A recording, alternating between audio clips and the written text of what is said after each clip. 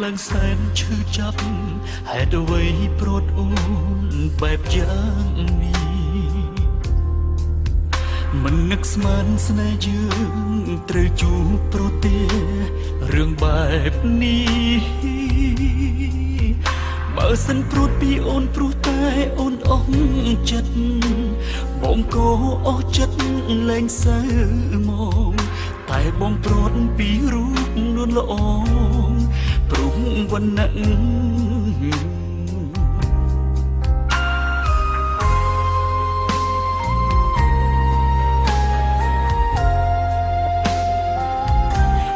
ព្រំលីខាតមិនដឹងក៏ដាច់ចិត្តម្លេះមកប្រហាស្នេហ៍យើងទាំងពីរឲ្យរងទុកយ៉ាងវេទនា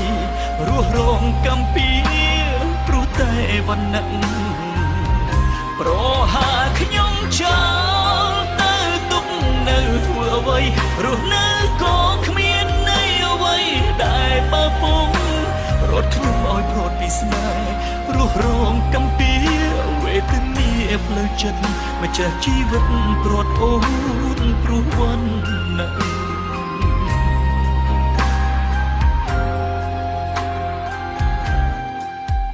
តើវណ្ណៈទ្រព្យធន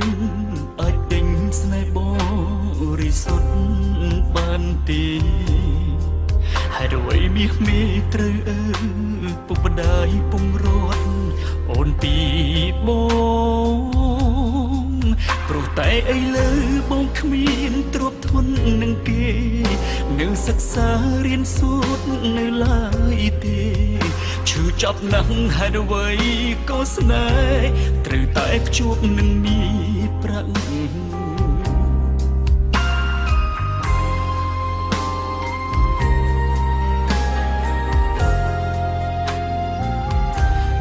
ព្រំលីខាតមិនដឹងក៏ដាច់ចិត្តម្លេះមកប្រហាស្នេហ៍យើងទាំងពីរឲ្យរងទុកយ៉ាងវេទនារស់រងកំពីព្រោះតែវណ្ណៈប្រហាខ្ញុំចោលទៅទុកនៅធ្វើអ្វីរស់នៅក៏គ្មាននៃអ្វីដែលបើពុំរត់ខ្ញុំឲ្យប្រត់ពីស្នេហ៍រស់រងកំពីវេទនាផ្លូវចិត្តម្ចាស់ជីវិតប្រត់អូនព្រោះវណ្ណៈ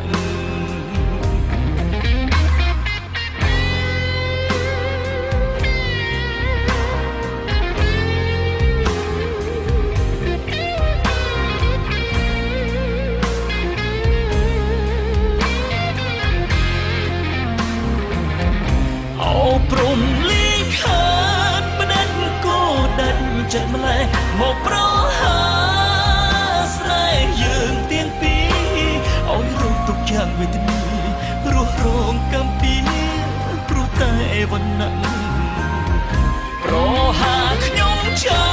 លទៅទុកនៅធ្វើអ្វីរស់នៅក៏គ្មាននៃអ្វីដែលបើពុំរត់ខ្ញុំឲ្យប្រត់ពីស្នេហ៍រស់រងកំពីវេទនាផ្លូវចិត្តម្ចាស់ជីវិតប្រត់អូនព្រោះវណ្ណៈ